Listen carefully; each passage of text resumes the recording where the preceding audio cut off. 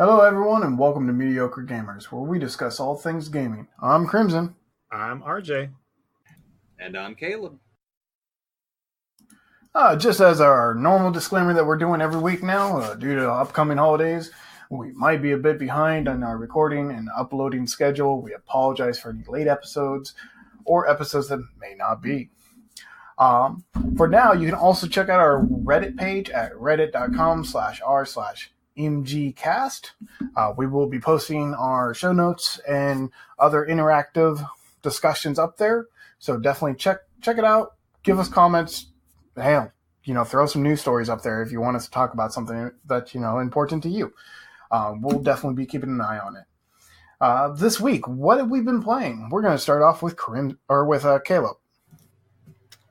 Destiny 2, obviously, trying to get just everything together before the expansion. We had the super easy Nightfall again this week with what we thought was the worst one, it being Momentum and Anomalies a couple weeks ago, and we found out that it is actually stupid easy. So I've gotten Rat Kings on all three of my characters. We got them, I think, on 2 characters for each of you guys. So it's been pretty nice. But just kind of getting some stuff put together for that. Besides that, been playing some more Homefront Revolution. Ended up hitting max level, just kind of screwing around with that, having some fun playing some co-op. And then I actually got to play a little bit of Call of Duty World at War. A old game now that has been long abandoned. But there are still servers up. It was the last Call of Duty to use dedicated servers. So there's still people playing that game, and it still plays amazingly well. I haven't run into any hackers or cheaters yet, so I'm going to be messing around with it a little bit, maybe do a couple of gameplay videos showing how good of a spot it is in, even after all these years. And kind of a throwback to when Call of Duty was good before it turned to what it is these days. RJ, what have you been playing?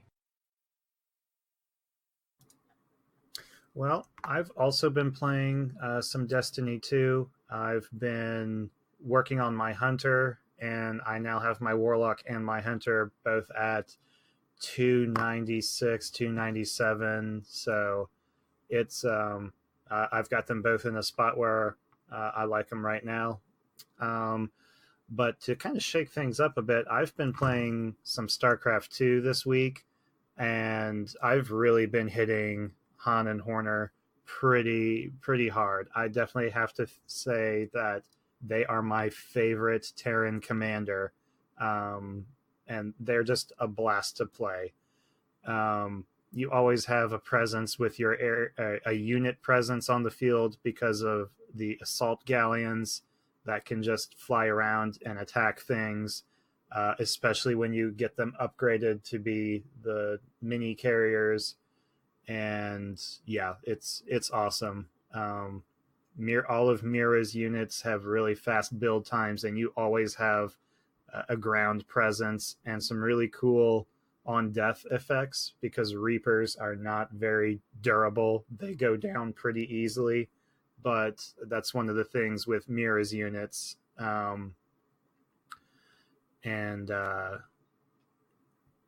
You can just field out a bunch of units and just go from there. They're very much disposable, and then having not that's pretty cool. And then having the air units, the specialty stuff from Horner is pretty cool.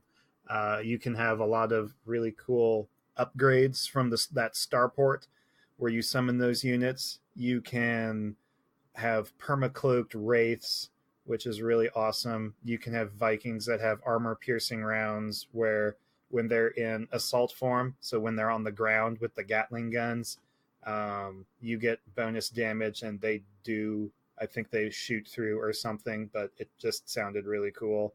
You've got these big battle cruisers that are just flying behemoths that are awesome, and you get these really advanced Thea Ravens that offer you a lot of support and versatility, and is a different kind of Raven than the traditional Raven that we have in the normal game, plus the other Ravens that I think Nova is the only other one, and perhaps Swain.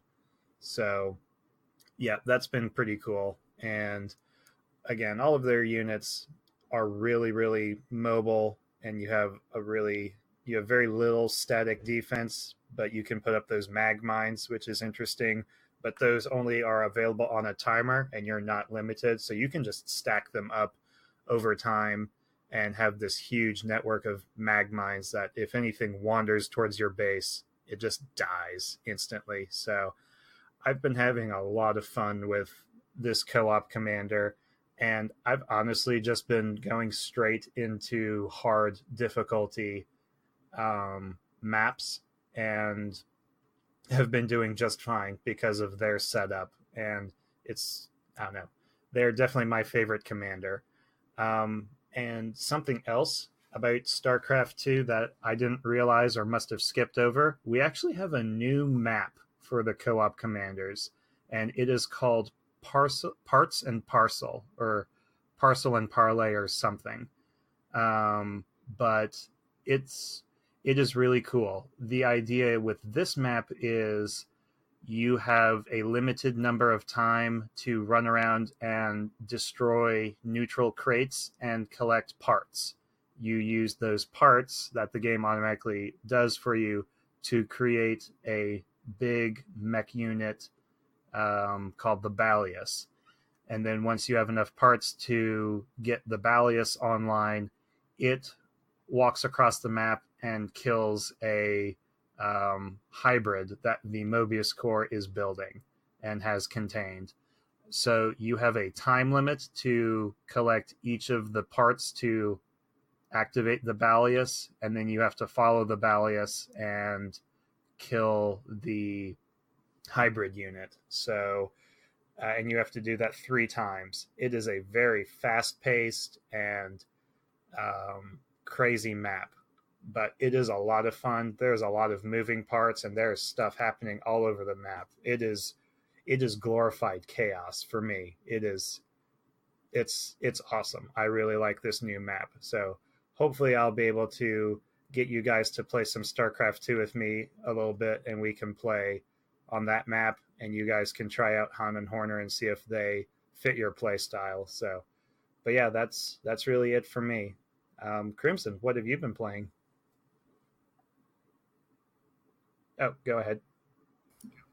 Yeah, let Caleb jump in real quick. I think he's got something on Han and Horror. What you got, bud? Yeah, I was just going to say I am definitely ready to jump back into StarCraft 2, and I really want to play them too, because they look like a ton of fun, and I know that you've been saying how much you like them lately, and that they play so much differently than a lot of the other commanders. So I'm definitely anxious to see how they work, and hopefully we can get in a game here in the next day or so and get that up on YouTube as well.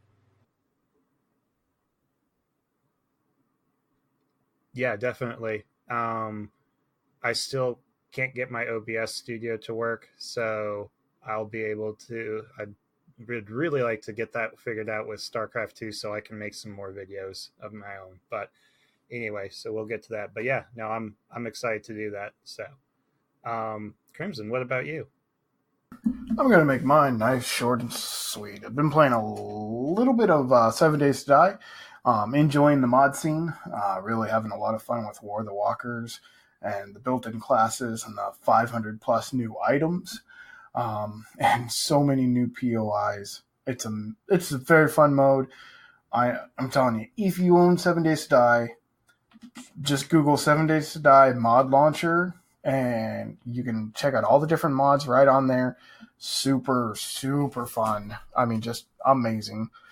You'll really enjoy these mods, and it doesn't interfere with your vanilla files at all. So that's the nice thing using the mod launcher. Also been playing a lot of Destiny 2 and getting to that point where I'm now ready for the expansion. Please, seriously, give me the expansion. we will go into a Destiny 2 segment here in just a little bit. We're going to have a brief break, so we're going to play some music, and then we'll come right back. You won't notice anything.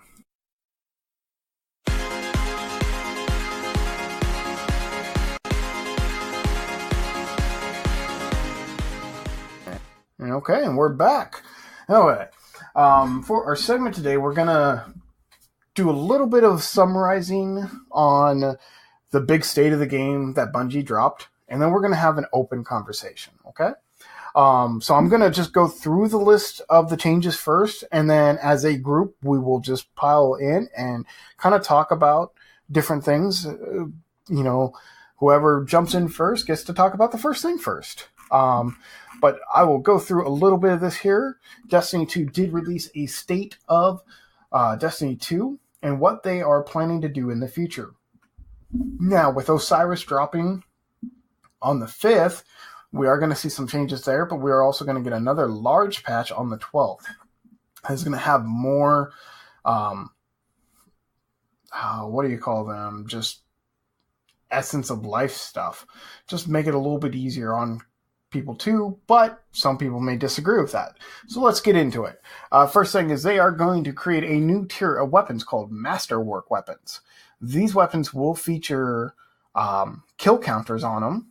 We'll have a little bit of random stat bonuses. Now, that is a very key word there. Stat bonuses.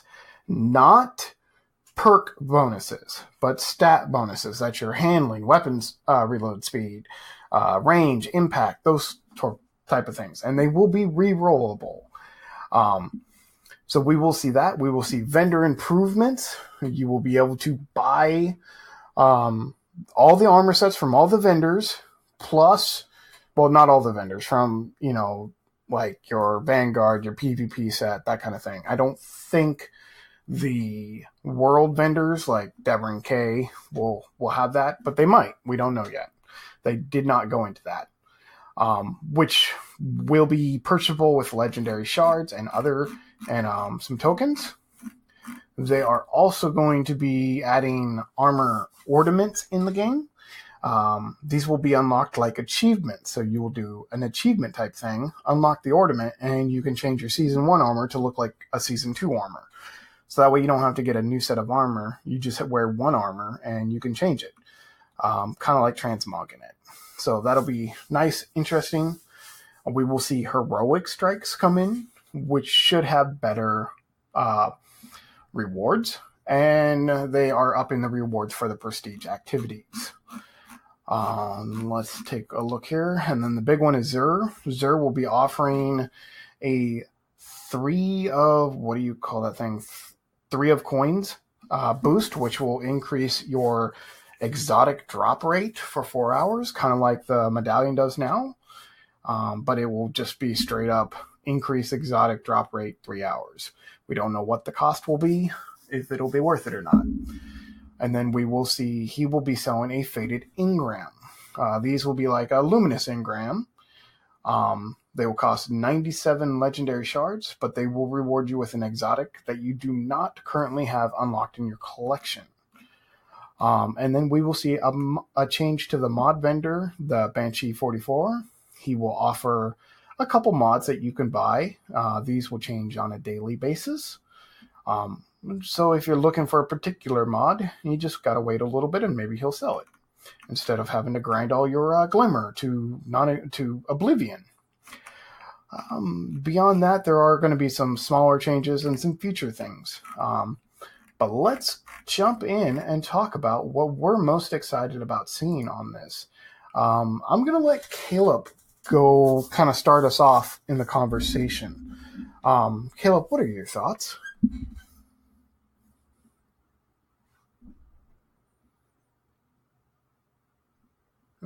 Is Caleb there?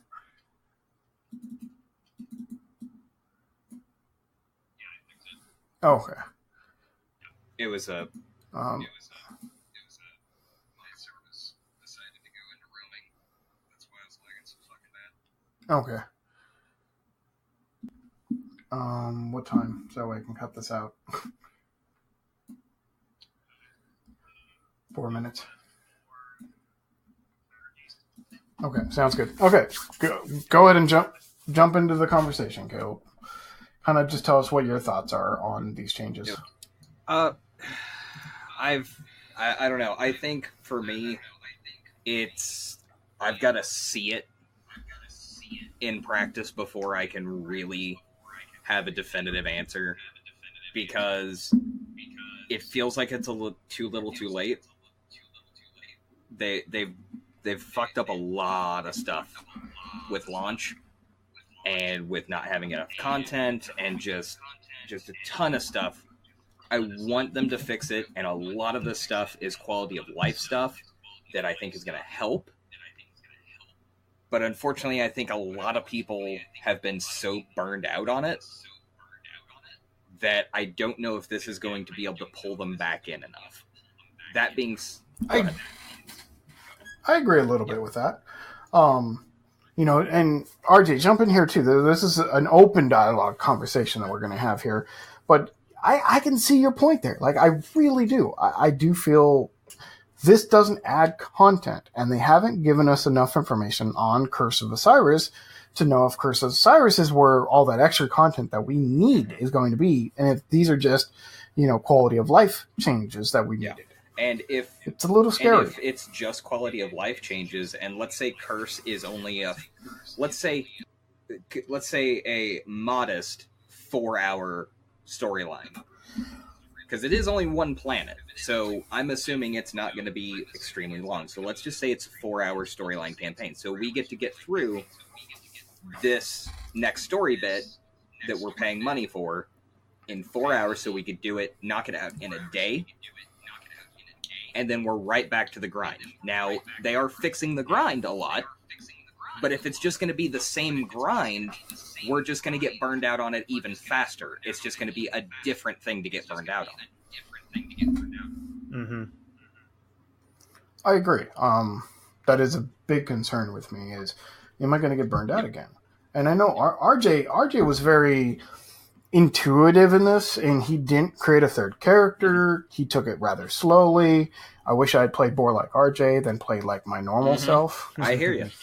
So how do you feel, RJ, coming into this expansion? Well, with a lot of the things that we just talked about, I think I'm going to focus on some of this quality of life stuff. I like some of these changes because I can hear from both of your frustrations of, like, I need this specific piece of equipment. Perfect rig. Excuse me. Gosh, pardon me there. So having this fated engram mechanic from Xur is really handy for those players who are completionists, and I think that's great because having to just do this endless grind to get a particular piece of equipment that you need or want and having no control over the randomization of the engram is irritating. And I have definitely seen that. And if you didn't get it out of Luminous, then it was so low quality that it just, even when you bought it from Xur, it was low quality, and it just it wasn't up to par that you needed it to be. Yeah, exactly. So I definitely like that. I've definitely been feeling the glimmer grind to be really, really irritating. Trying to get these different mods that I need, and I am constantly having 0 glimmer at all to do anything. And I really wish, and I hope that is something that they address in the future, is the glimmer costing. Because I understand that you have to go out there and play public events, find your regional chests, complete challenges. It all adds up. That's all well and good. And those are the things that I enjoy about the grind when I'm with my friends. Like, yeah, that's great. That's what this game is made for. But if they reduced some of that cost for Glimmer to get these mods and get these other things that we want in the game, I think that would be another huge improvement and a step in the right direction. Because right now it feels like I'm doing a lot of work to not go very fast someplace. To get a couple K of Glimmer. Yeah. I agree. I really wish they would put Glimmer in the bright boxes, because everybody has access to the bright boxes when they level up. They can get, you know, some glimmer. And if you want to spend real money like I do, you can spend some real money. You can get some bright boxes and some extra glimmer that way. But they don't. And it's kind of irritating. It's like, you know, give us a reason to care about these bright boxes, because we're not getting anything that's changing our character in any way, shape, or form. We're getting some emotes, a vehicle, and some shaders. But also, give me some glimmer. One of the other issues, and it's kind of the underlying issue of how we've gotten so burnt out, not just by lack of content, but lack of incentive to do anything but public events. Strikes give garbage rewards. Yeah. The Nightfall gives you a good reward the first time you complete it because of the milestone. And it still gives you okay rewards. Like, I wouldn't mind doing more Nightfalls, but only because they give you better stuff than Strikes. They feel like it, yeah, definitely. And they give you more tokens. Yeah. So I think they give you... But you're looking at what gives you the most glimmer. Well, it's opening a bunch of chests and doing challenges and doing public events. And it's like, okay, well, that's also what gives me the most exotics, is public events. And it's what gives me the most XP, is public events. And don't get me wrong, I love the public events, but when you farm them for fucking, what is it, over a month now? They're boring. I could do them in my sleep. Yeah. I want to be able to go and do strikes and do other things like that and be able to get some rewards, but it's a grind on top of a grind on top of a grind, because you're grinding for gear, and then to mod that gear, you're grinding for glimmer, and then to grind for that glimmer, you're also having to do all this other stuff. But the other issue that I've been seeing is that when it comes down to trying to get those mods, like I've been wanting to play Arc on both my Warlock and my Hunter, and also Void on my Titan. Well, I have no mods on a second set of gear. I have the second sets of gear, but I can't get any of the mods. And I've been farming for those for over a week, and I still don't have any. I still haven't seen a solar mod for the Titan's, belt at all. Yep. It's insane. Not even a blue one. I mean, it's crazy. So I am excited to see Banshee selling mods, and I'm hoping that we'll get something that will work for us on that end. Now, because I don't mind the grind. Hop in here. Yeah. Yeah, I'm going to hop in here, and something I noticed from this picture, it's for a specific mod that he is selling that is going to change on a daily basis. For example, this kinetic counterbalance mod here in this picture, in this article, is going to cost you 5 mod components, whereas the original ones will cost you 2, but you will get a random one. Random. Yeah, so you have control over what mod that you're purchasing. It's just going to come at a higher price point. Hey, I'm willing to pay a little higher for the option of what I want. Choice. Considering that I've spent at least 30 mod components within the past 2 days, and I've gotten none of the mods I want, yeah, I'll pay 5 to get the one I actually want. Mm-hmm. Yep. And also, heroic strikes. I'm hoping that they may not take the place of the public events, but I'm hoping that they will be roughly in the same league as public events, and therefore we can go, hey, you want to do public events, or do you want to do some heroic strikes? Me personally, I would always say heroic strikes. Probably because we've been farming public events for over a month, and they're boring now. But the other thing... Well, that, and it gives me tokens. It gives you different tokens. It gives you tokens for Zavala rather than tokens for the planet you're on. The other thing, though, is that I don't have a problem with there being a grind. I've played Diablo before. I've played, WoW before. The grind is not new to me. But if the heroic strikes give you more glimmer than public events, it incentivizes us to go do those heroic strikes. If it gives you a higher than average drop rate for exotics, that would give us a more incentive. If they up the glimmer for public events and up the exotics for the heroic strikes, that's where they need to go. Don't blanket it where it's, you can PvP, strike, nightfall, raid, or public event, and it's all the same rewards. because public events will always win out at that point because they're the fastest. Mm-hmm. You know, if I go into a heroic strike and if I don't walk out of there with, 5 to 10,000 glimmer for the effort and the time it takes, I might as well go do something else. Mm-hmm. Doing patrols and challenges is going to get me glimmer faster than doing a strike. And that's a regular strike, not even a heroic. A regular strike's still going to take you, 10, 15 minutes. So a heroic's probably going to take you the same or longer, depending on difficulty. So those rewards have to be high enough. Otherwise, it just doesn't give us the incentive, and we go right back to the grind we've been doing this whole time.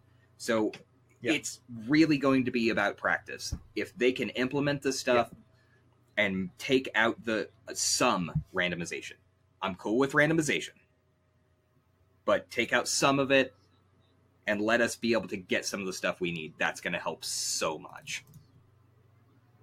Yeah, I definitely agree with that. And like you said, and you just mentioned it, there is literally no incentive to do patrols other than when they're needed for specific quests, and there's no incentive to do adventures because there's literally no incentive for adventures. Stuff.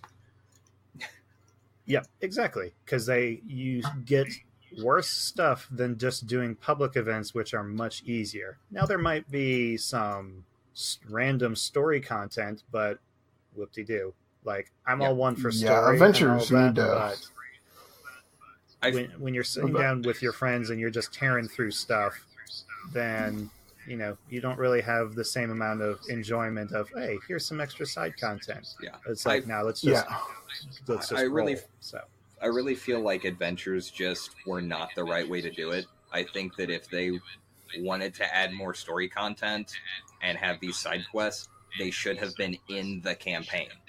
Like, I would have rather them just put that storyline stuff in the campaign, made the campaign another, hour or two longer, made it feel like a full campaign, and then give us those rewards, whatever they are. Which, for the adventures, are crap. Go ahead. It would be nice to see the adventures give 5k glimmer, when you do them. Make them one time, per character, but, boom, here's a sack of glimmer at the end of it. I'd be good with that. I'd do a couple. Yeah, because 5k's a mod. Yeah, and I played on my hunter when I was just killing some time leveling him up to 20 before I did the whole storyline. I did an adventure. I did all of the adventures that I had available to me in the EDZ, and one of them was pretty cool, where I had to go help Soraya plant some, jamming equipment stuff. Mm-hmm. For people who don't know, Soraya is Hawthorne. Yes. One of my favorite characters in this game. RJ's on a first name basis with her. Oh, I wish. I guess so. I wish. But with this quest, it took me to a part of the map in the EDZ across the bridge on the south side, where you find one of the cave chests. It takes you to an area back there, and you literally scavenge a cache that she left behind, and then you have to hold out against a few waves of Unfallen. So that was pretty cool, and it added a little bit of story content and all of that. But I was only doing it because, well, I'm killing some time and I need to level up before I hit 20, but none of this matters once I hit 20. Yeah. So anyway, so I've said my piece about adventures and those mechanics that don't give you enough reward for the effort that you have to put into them. Yeah, there's still a lot of fine-tuning that we're going to see. And granted, this game's only been out for a couple months. This isn't a game that's been out for 10 years like World of Warcraft. But Destiny 1 has been out for several years. And we are seeing... it's been out for 3 years. That's enough. But that's the thing, is that we've had Destiny 1, and we are seeing what they learned from Destiny 1. Because Destiny 1 started off as terrible. Then it gradually got better as it went along.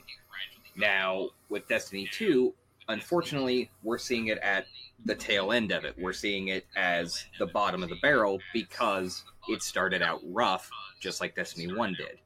Now, I wish that they would have thought in that same line of going, hey, we should probably make sure that our servers are optimized before we launch the game. We should probably, make sure this is a thing. We should probably make sure that people actually have enough in-game content that they're not sitting there going, man, I really wish I had 3 more people so that we could raid every week, but instead we have nothing to do. Like, there's stuff like that ends up being a problem because you can beat the campaign in a day. You can go from 1 to 20 and beat the campaign in a single day if you push hard enough. So that's kind of where I've been kind of on the edge with Destiny, with this new expansion coming out, with these new announcements of the quality of life changes, is I see that they are trying to make it better, and I'm glad for it. What I am worried about is that they're still not going to give us enough content that's going to really make it last long enough. Because then we still have to wait for the next expansion. And if this expansion is going to be beaten in a day, then it's just done.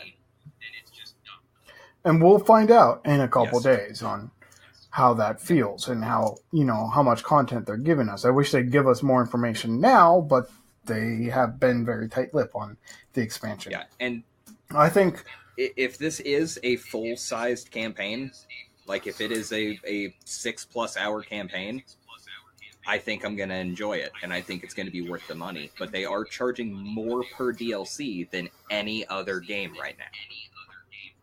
So that worries me when they're already short on content. Go ahead. Yeah. And I think one of the compromises that they definitely did was this master-crafted weapons. Mm-hmm. And we all had different varying opinions. I love it. I think that sounds awesome. I like the fact that you can reroll. And one of the myths, one of the things that people didn't really understand is that it is the stats that are changing. So your handling, your weapon speed, your impact, those sort of things are what's getting a minor buff. Mm-hmm. So, you're always going to want your item to go master crafted just to get that little extra. Yeah. But I don't see it being a requirement for all your items to become master crafted. I mean, plus 10 weapon speed is nice, or weapon reload speed, but I mean, I can live without it. Now, if I'm playing PvP, I'm going to want everything to be master crafted for PvP. But for PvE, I think it's just nice to get a couple here and there and be good there. Now, I have a question for you about that. Mm-hmm. So you are right about PvP. I want that extra reload speed, or I want that extra handling, or whatever. But this is the one case where, and this is the only case that I really worry about, because first, very, very short point is it's creating a new grind on top of the grind that's on top of the grind that's on top of the grind, because now you're grinding for gear, plus grinding for glimmer, plus grinding for whatever you need to be able to reroll your stuff. But it could be worse. It could be. But you could be grinding 97 better devils just to get that one better devil with the perk you want. But you may, because we don't know the full content that is involved in re-rolling stuff yet. Right, we can assume that it's probably going to be legendary shards. Probably. But we don't know. And that would help if it was legendary shards, because that's something you can scrap any exotic or legendary to get. However, my biggest concern is raiding. Is going into a raid and they go, oh, you don't have any mastercraft weapons or whatever. You're not coming with us. Or, oh, your masterwork Better Devils doesn't have, the high caliber mod or whatever the hell it comes with. That's what worries me, is people doing the late game content, end game content. Elitists. I think if you run into that, you should just get a new group in the first place, because it's not going to go right. You are correct, but this was my problem with WoW before Dungeon Finder became a thing. it was that anytime I tried to go into a dungeon group, they would go, you have 3 points in holy. Why? Well, I wanted this talent. And they're like, get the fuck out. That happened to me so much, I quit playing WoW. So I did not get into a dungeon, because I played for about a year and a half before Dungeon Finder came out. And I did not get to do a dungeon that Crimson did not run me through on his level 70. Yeah. So I never got into an actual dungeon group. I just got ran through stuff because no one would take me because I wasn't a cookie cutter, whatever the hell. So that is something I really worry about. Hopefully. Is that. Yeah, hopefully we won't see that. But it's always a possibility that, people are assholes. I mean, we all know this. We got to play with some in the raid a couple weeks ago. Yeah. Don't eat animals, eat people. Oh, wait, no, that's not right. No, I'm all right with that. But there is a problem with, running into elitists in any part of the game. I mean, you go into Trials of the Nine with your 4-man group and you get fucking crushed because everybody's a goddamn tryhard. And when you go into a raid, we've done both. We've had one death. Yeah, you can only afford one death, and you should suck less. And you know what? If I'm just going to get a better fire team, and we can just all go our separate ways if you guys can't get this. Literal quotes from our raid run. But I was also not there for this. You are so lucky. I'm happy that I wasn't. Yep. And I do want to give a shout out to the guys who I ended up getting in with after. I don't remember all of their names. They're all on my friends list now. But I just used the little looking for group thing on the companion app. And I'm like, hey, I just need Callus, blah, blah, blah, blah, blah, whatever. And we ended up getting a group. We fucking crushed it on our third try once we all kind of synced up together and kind of understood each other's way of communicating and playstyles. We fucking crushed it. They were all super nice. So there is both sides. But this new randomization of having these unique weapon stats does throw a new variable into what groups are going to be looking for. Are these stats going to be prominent enough to go, in this specific raid fight, if you don't have this specific stat on your weapon, then we're going to have a harder time. I hope not either. So again, skeptical enthusiasm is what I have. What's up? Go ahead. Actually, you literally just said the point that I was going to make about how big. What's going to make or break this is going to be how much that bonus is. If it's a minuscule bonus, that is kind of a nice thing to have. But you could see some effect of it. I think that would be all right. But if it's something like plus 40 impact or something, it's like, yeah, there's no reason to take anything else or anything. So just a disclaimer, we don't know the extent of the stat bonus for the masterwork stuff. So that's going to be... Yeah, and I mean, as long as it's stuff like, 10 weapon speed, 10 handling, 10 range, it's fine. Now, if it was perks like, high caliber, outlaw, any of that kind of crap, rampage, then I'm gonna say then you're gonna random perks. You're going to fuck over the would player create base that at that point. And here's the thing: this is the good news: is we don't know this, and even if it does come to that, where it is the high caliber, it is the rampage, it is being able to put those kind of stats on, better devils, or, having high caliber on origin story would be bonkers. And maybe that can happen. But it's also going to depend on how Bungie balances the rest of the content. If they make it so hard that is necessary. Yeah. But, I mean, we do know that it will not be random perks. It will only be the stat bonuses. Yes. And you know what? If it gets to that point, we're getting new weapons. We might find a rampaging high caliber weapon. And then at that point you might see, well, you don't have, Jim Bob, so fuck off. But I don't foresee that. Good. RJ, what you got? I think the introduction of all these new weapons and the different combinations that they come up with, and possibly the different emphasis on, say, machine guns versus auto rifles versus pulse rifles versus whatever else.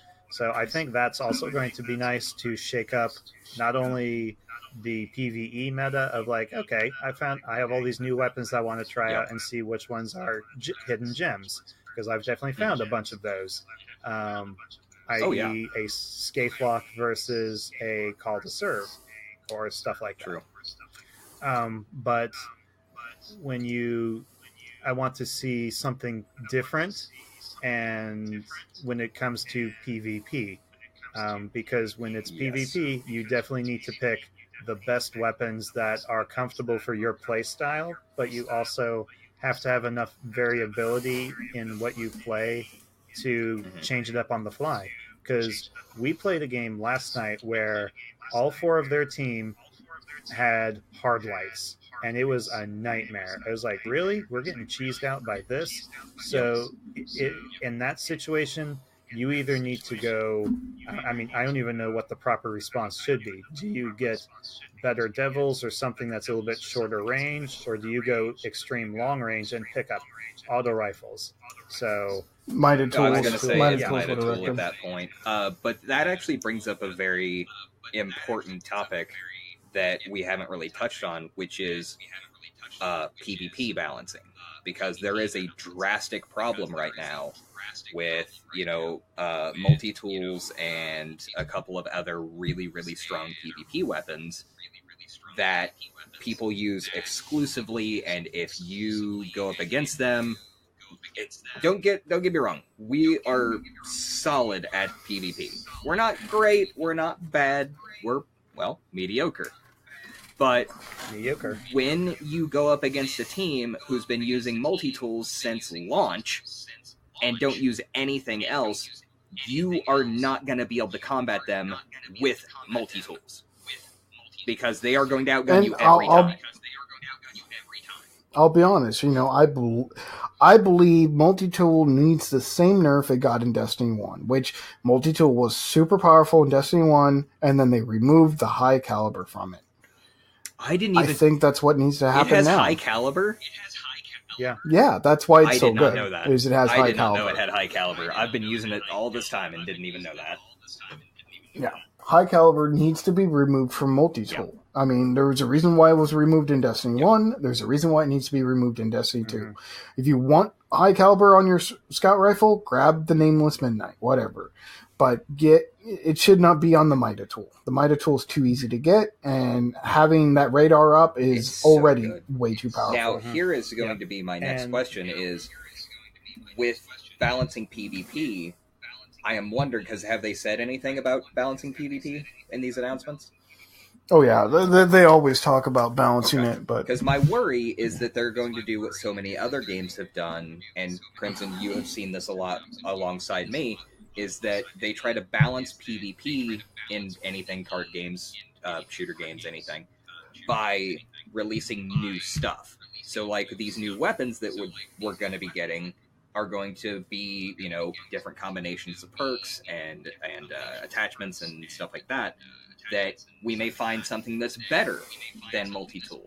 And then that removes the multi-tool from the meta, but it creates a new problem, because now the multi-tool creates power. It takes the multi-tool out of the equation and makes it obsolete and creates a stronger weapon. So I hope that's not their plan. And again, we don't know, because we won't know until launch for the expansion, but it is something worth noting that this is something that could happen, and it's something to definitely keep an eye out for, because that's not the way to balance PvP. I agree 100%. Yeah. I'd also like to see if they do these balance changes, that would be great, because I don't want to play PvP with just Mida tools and Uriel's Gift. I mean, I hear you. I don't do it now. It's so boring. Yeah, exactly. That's it. I do anti-opes and contingency plans. I mean, I was trying out a Halfdane D. I was trying out that gun because several people had said it was pretty cool. And I like being able to find my own favorite weapons that are kind of hidden gems to take into PvP and just be different. I don't want to have the exact same experience and loadout every single time I go into a PvP when those options are available as a game mechanic with these different weapons. Yeah. So. Yeah. And that is something that has been really cool, because I've been playing around with like the Antiope and Scathe and a couple of the other. I think I've been using Better Devils, of course, because it's just kind of my go-to. But Scathe, Antiope, and a couple of the other just trinkets that I've been finding. I tried some weird pulse rifle that I got. It was a 305 that dropped, and I'm like, this is a piece of shit. But hey, why not? I'll try it. And it performed pretty well. It's one of the slower firing but high damage ones, and it's about 2 to 3 bursts, and I can take somebody down if I hit them. But it was fun. But also the opposing... Exactly. It created a new dynamic and a new play style for me, and that was fun. And that's what I've been liking. People, I've been seeing a couple people run in with old fashions instead of Better Devils, or, what's the Dire Promise or something like that? It's the other hand cannon. And that's really cool, because it creates a new dynamic for the meta of people not being able to go, they're running Better Devils, so I'm going to use this weapon to counter it. They're like, what the hell is an old-fashioned? And why is he kicking my ass with it? But if you can do that and the opposing team isn't using all multi-tools, it helps. But when they're all using multi-tools, it doesn't allow you to experiment, to really dive down the rabbit hole of, hey, if I use these weapons with this build, this is actually really cool and fun, and it's viable. But it is fun when you can do that. Yeah. On that note, and this is literally just something that popped in my head, I almost want to see some sort of restriction on the spread of power weapons that you can bring into PvP, because when everybody has swords as their power weapon, it's like, okay, great, whatever. So I would... Got to groan from everybody. Yeah, I would almost like to see, okay, you can have...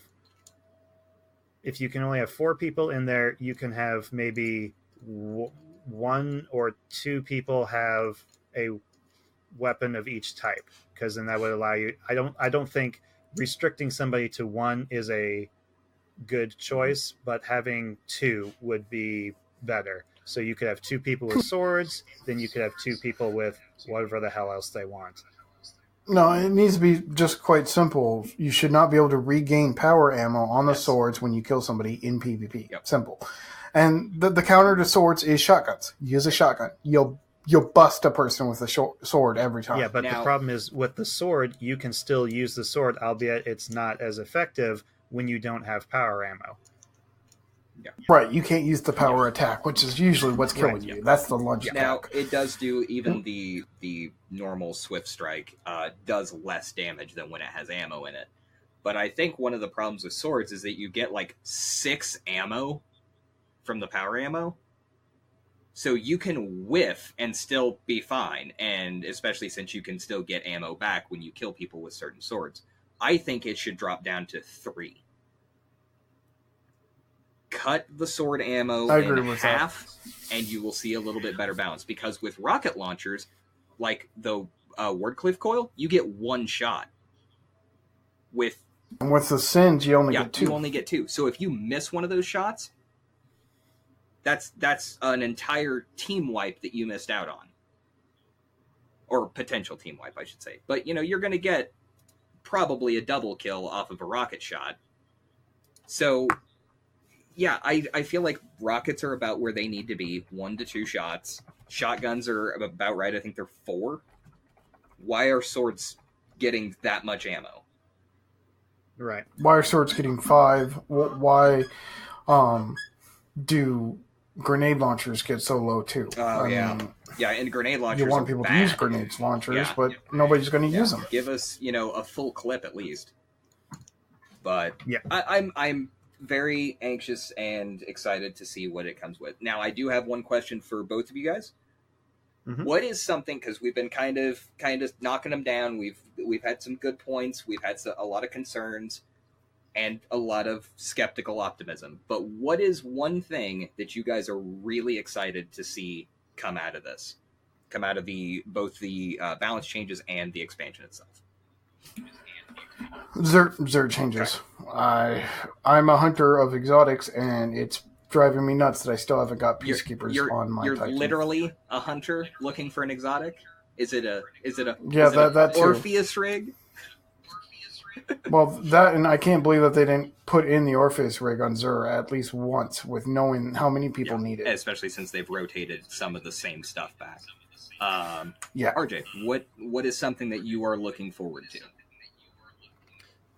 Honestly, the first thing that comes to mind is the masterwork weapons. I like tinkering with things. I like tinkering with different combinations, and seeing what different minor stats can do and how much they affect my gameplay. So I'm really looking to kind of explore those nuances and really fine-tune my loadout and really the playstyle that I'm after when it comes to a specific set of weapons. Definitely. I agree on both of those. I think that the Zur changes are going to help a lot of people, especially with a lot of the new items coming out, and I think that the Masterworks are intriguing enough to where I'm definitely wanting to see what they can do. For me, I am ready to see the new lineup of exotics, because that means new character builds for all three classes. Just imagine if they hadn't canceled the frickin' stream, you might have been able to see some of those. But I am actually. I'm not going to go down that rabbit hole. 25 hours of bitching. I have not been spoiled on what the new exotics are, because I want to actually see them. We already don't have enough content in this game. I would like to actually be surprised by something. So. But I guess so. But I am extremely excited to see what new builds can come out of this and what new exotics we get. With the new armor sets, we're going to get full new character builds. With the new weapons, we're going to get just some crazy ass shit, and hopefully just some stuff that's because Sweet Business. Sweet Business is the only weapon of that type. So I'm ready to see something else come out that is the only weapon of that type. Something crazy. Like a Gatling rocket launcher that... Oh, wait, no, we have that. It shoots bugs. It's a freaking Baneling launcher. See, I'm ready for that. But, yeah, I think it's going to be cool, and we will talk more about it next week after the updates. Yes, we will definitely have some updates to bring you next week after we get our hands in on the expansion and play around with it a little bit. I think we're going to move on. If everybody's good, let's move on to our holidays. Caleb, we're just going to talk about a little bit of holiday games that people can pick up. So what are you looking at this holiday that people might be interested in? So these are kind of my recommendations for people who are looking for either a gift for the holidays or something to pick up for themselves that they're going to get a lot of value out of, a lot of playtime with. For a video game, I cannot recommend this enough. Look for the Mass Effect collection on Steam. You can usually get it during the Steam sales, which they will be having a Christmas sale. You can get Mass Effect 1 and 2 for like $7.50. Even if it's just under $10, 10 or under, pick up this 2-pack, because I cannot sing the praises of the Mass Effect series enough, especially 2. You're going to get... And stay away from Origins. I mean, I loved Andromeda. Everybody, so many people hated it. I loved it, but that one is going to be a little more expensive, and Mass Effect 1 and 2 are definitely the better end of it, but you're going to get hundreds of hours of gameplay out of the 2 of those, and tons of replayability. And one of the biggest things is that the actions and choices that you make in the first game affect the second game. The actions that you make in the first and second game affect the third game. So tons of replayability.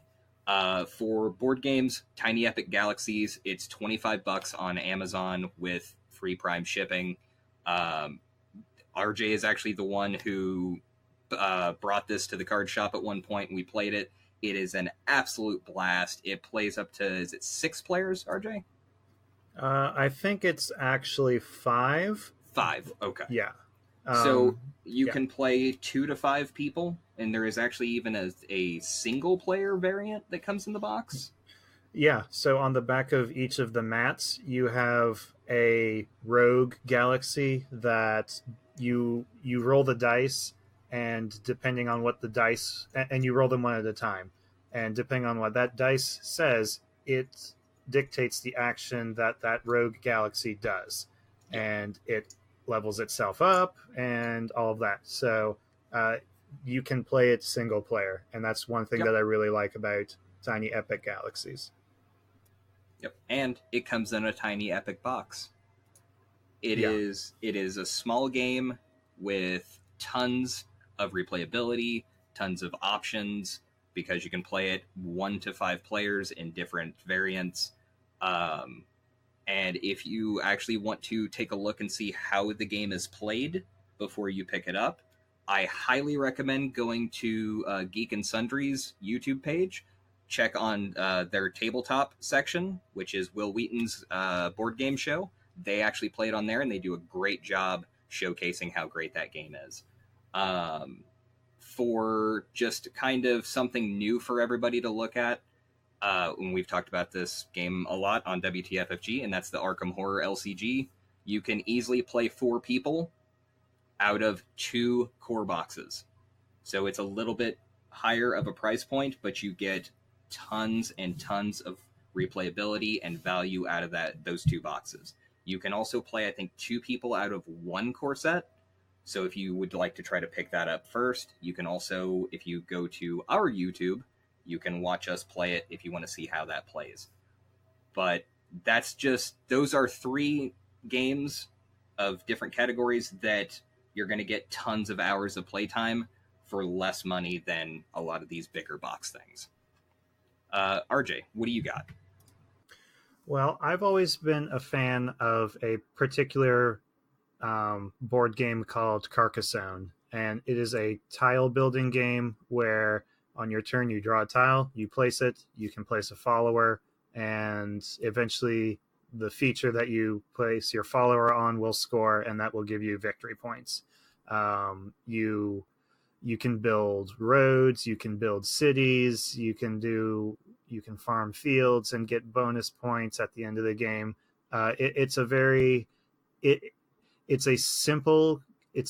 like it's a simple game, but it has a lot of complexity to it, with the different combinations that you can do and the different strategies of how you place your tiles. So I've always loved this game.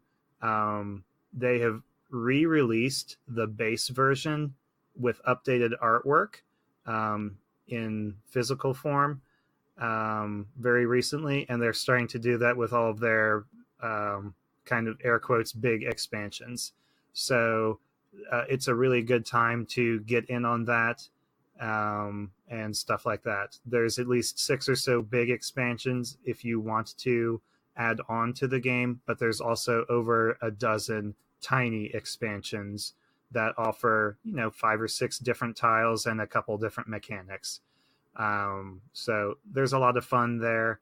I've had nothing but fun with this game, and I usually give it to somebody every year as a Christmas present, because it's generic enough, but it also has a lot of depth to it that even your casual gamer can really enjoy. So I'm going to recommend Carcassonne. If you are more digitally inclined, you can pick it up for $10 on Steam, and they also have the Rivers expansion for $1.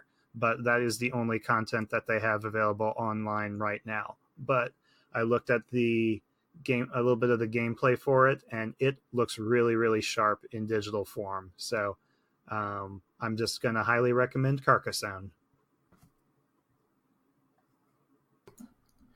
Okay, I'm going to recommend a couple here too. My easiest recommendation is 7 Days to Die. You just get it. Just get it. Get the mod launcher. have fun. That's all I'm going to say. Everybody knows I'm going to recommend 7 Days to Die because it's my favorite video game ever made, I swear to God. Also, for 7 Days to Die, it's cheap, especially during a sale. Yeah. And again, another game that you're going to get hundreds of hours of playtime on. Or years. Or years, yeah. Now, if you're an iOS or I think it's even on Steam, I enjoy the board game called Stone Age. I find it to be incredibly fun, and it works on my phone, it works on my iPad, it works on my computer. I don't need friends. Fuck all you guys. Well, fuck you too. And then also you can pick up Mysterium on iOS. Great, fun little board game there too. Highly recommend that one. But if you want a nice, good video game, AAA style video game, Dawn of War 3 is $12 with the Humble Bundle monthly thing. So that will give you Dawn of War 3, give you The Long Dark and Quantum Break for $12. Totally worth it. Dawn of War 3 is a great, great game. I do disagree with the way they did their campaign, but that's because I hate playing filthy, dirty orcs. But if you can get past that, or if you just want a good game to play online with against other people, it is solid. It has a good mix between Dawn of War 1 and Dawn of War 2. Dawn of War 2, I felt, was a little bit too confined in how many units you can have. You can definitely have a lot more units in Dawn of War 3 on the table, plus you get the Titans. So definitely a fun little thing and everything else like that too. And with that Humble monthly, and this is something that you can cancel anytime, so you could just pay the $12, get the Humble monthly this next set.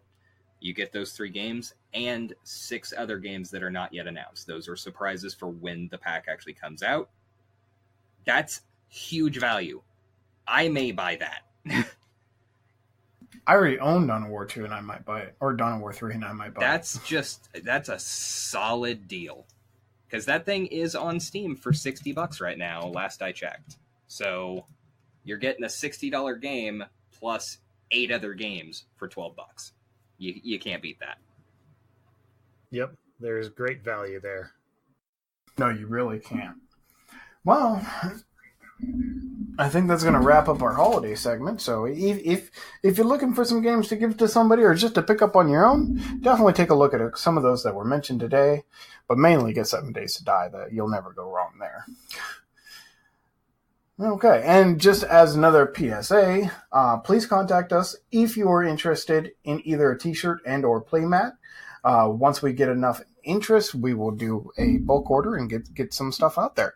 So you can always contact us at theshow@mediocregamers.com and let us know there, or just send us a message on Facebook. In fact, Facebook's probably the preferred way since we all check that relatively often.